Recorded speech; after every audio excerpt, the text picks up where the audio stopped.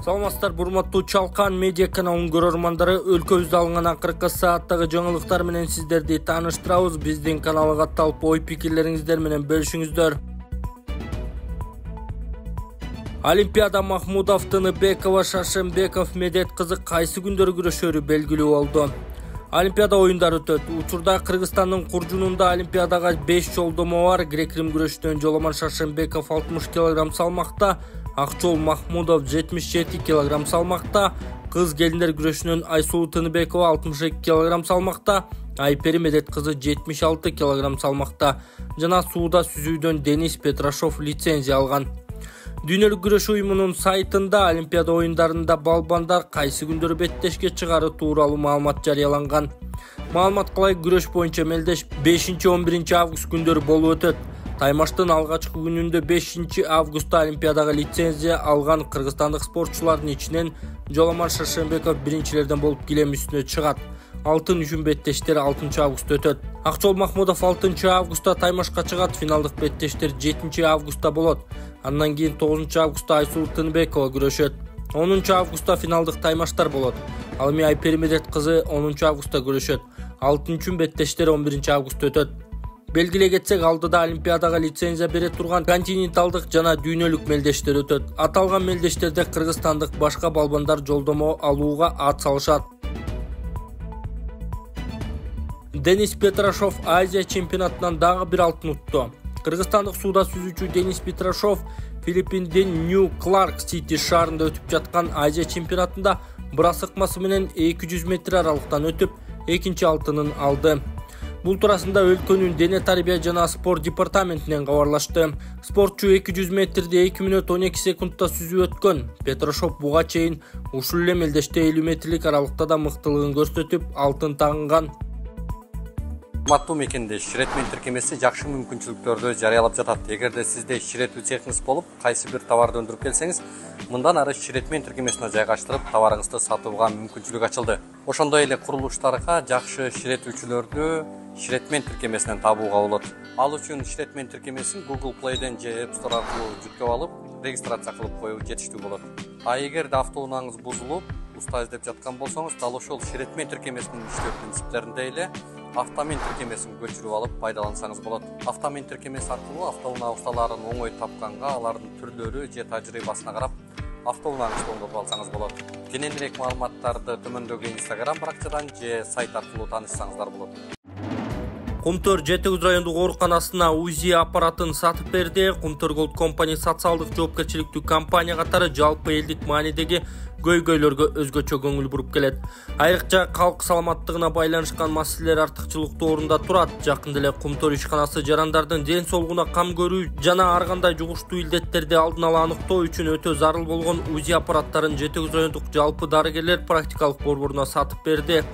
Ошондой эле район тургундарынын жана дарыгерлердин өтүнүчүн четке какпай, Кумтөр ишканасы райондук оорукананын тез жардам унаасын толугу менен оңдоп түзөөдөн өткөрүп берген. Кыргызстандын жол кыймылы коопсуздугун камсыздоо башкы башкармалыгынын жетекчиси Азамат Исраилов кызматынан бошотулду. Бул тууралуу агенттиктин ишенимдүү маалымат булактары билдирди. Ведомство башчысы арызды өз ыктыяры менен жазганы айтылууда. Министрлер кабинетинин маалымат кызматы кабарды тастыктап, тиешелүү буйрукка Министрлер кабинетинин төрагасы Акылбек Жапаров кол койгонун белгиледи. Эскерте кетсек, буга чейин Кыргызстандын жол кыймылы коопсуздугун камсыздоо башкы башкармалыгынын жетекчисинин орун басары Канатбек Кубатбековду техникалык бөлүмүнүн башчысын жана автомектептин директорун кармаган. Тергөөнүн маалыматы боюнча бул адамдар коррупциялык схема уюштуруп, автоунаага газ баллондук жабдуу орнотуу уруксат бергени үчүн акча алып турушкан.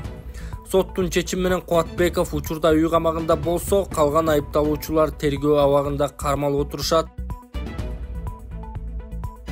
Экс-президент Алмазбек Атамбаев Испанияда эл аралык уюмдун жыйынында сөз сүйлөдү. Кыргызстандын мурдагы президенти Алмазбек Атамбаев социалисттик интернационал уюмунун Испаниядагы жыйынында сөз сүйлөдү. Мен англис тилин түрмөдө жатып үйрөнө баштадым деп баштады Атамбаев.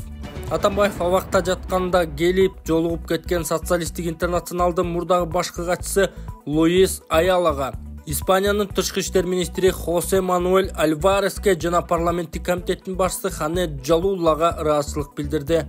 Урматтуу достор, биз Украина менен Палестинадагы чыр-чатактардан улам дүйнө жүзүндөгү кырдаал кесkin начарлап кеткен кыйчалыш учурда жолугушуп жатабыз. Украина менен Орусиянын ортосундагы согуш бир канча адамдын өлүмүнө алып келди. Тилекке каршы бул бүткүл дүйнөнү өзөктүк согушка алып келиши мүмкүн. Континентте тынчтык жана стабилдүүлүк жоголду, деди ал. Атамбаев 2023 жылдын 14 февралында Испанияда дарылануу үчүн камакта бошотулган. Анткени ал камакта жүргөндө пневмония, жүрөк оорусу, гастрит жана башка оорулар менен ооруган. 2020 жылдын 23-июнда 1 райондук соту Атамбаевди мыйзамдагы ууру делген Айзбат Тукаевди мыйзамсыз бошоткон деп 11 жыл 2 айга эркинен ажыратылган. 2020 жылдын 14 августунда Бишкек шаардык соту өкүмдү күчүндө калтырган. Кийинчерээк 2020 жылдын 30 ноябрында жогорку сот мурунку инстанциялардын бардык өкүмдөрүн жокко чыгарып, ишти жаңы кароого жөнөткөн.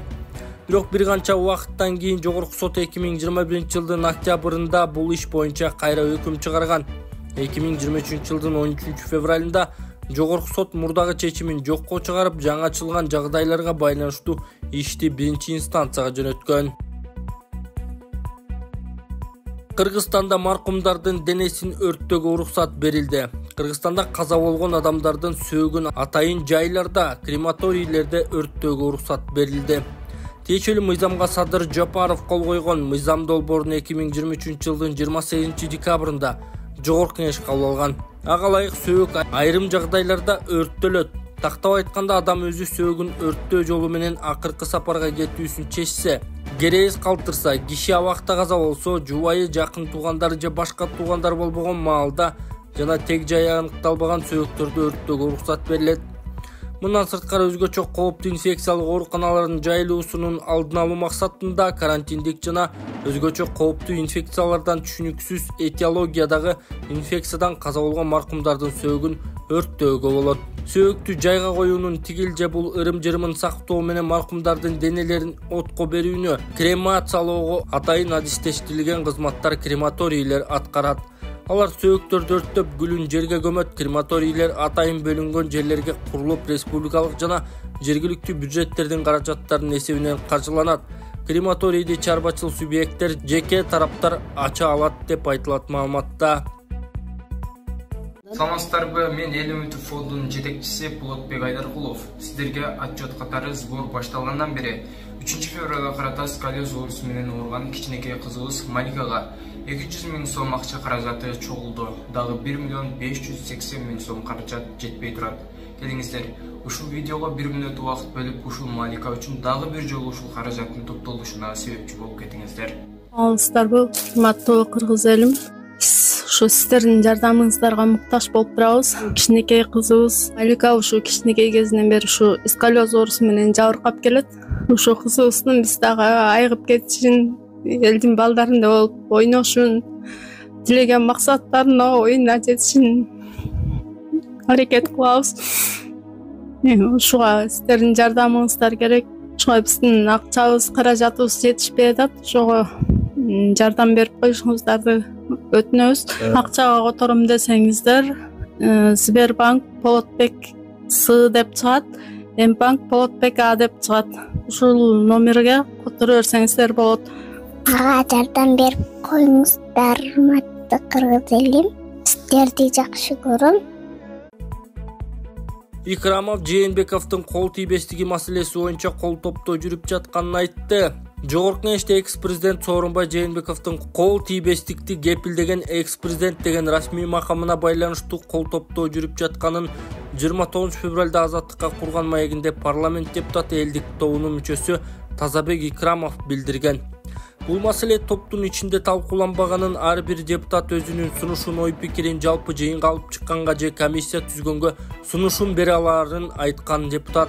Мындан ары эми фракциянын чечими керек болот, кол топтоо керек болот. 3/1 бөлүгү депутаттардын арасынан бүгүнкү күнү кол топтоо болуп жатат. Фракциянын чечими чыкса, анан комитетке чыгат. Комитеттен кийин комиссия түзүлөт ар бир фракциядан. Канчалык негизде кол тийбестигин алса болот же болбойт, аны комиссияликтеп бүткөндөн кийин гана сот чечет, деди ал. Кол топтоого сиз да катыштыңызбы? Жээнбековдун кол тийбестиги боюнча маселеде сиздин көз карашыңыз кандай деген суроого Тазабек Икрамов: Бул кол топтоого мен кол койгон жокмун. Комиссия карайт. Негизи экс-президенттер мамлекетке элге зыян келтирбеген болсо, чыккынчылык же коррупциялык чоң иш кылбаса кол тийбестик макамы калышы керек.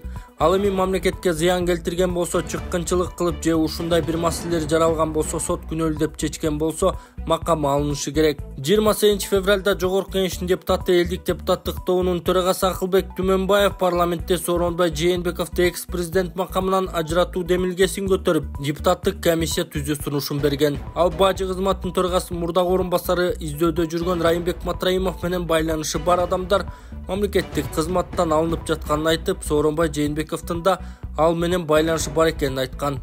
Сооронбай Жээнбеков 2017-2020 жылдары президент болгон, 2020 жылы октябрь окуясынан кийин бийликтен кеткен. Депутат Түмөнбаевдин демилгеси тууралуу экс-президент комментарий берилек. Кыргызстан эгемендик алган 1991 жылдан бери өлкөнү буга чейин 5 президент башкарды. Экс-президент деген расмий макам алардын экөөндө гана Роза Отунбаева менен Сооронбай Жээнбековдо бар.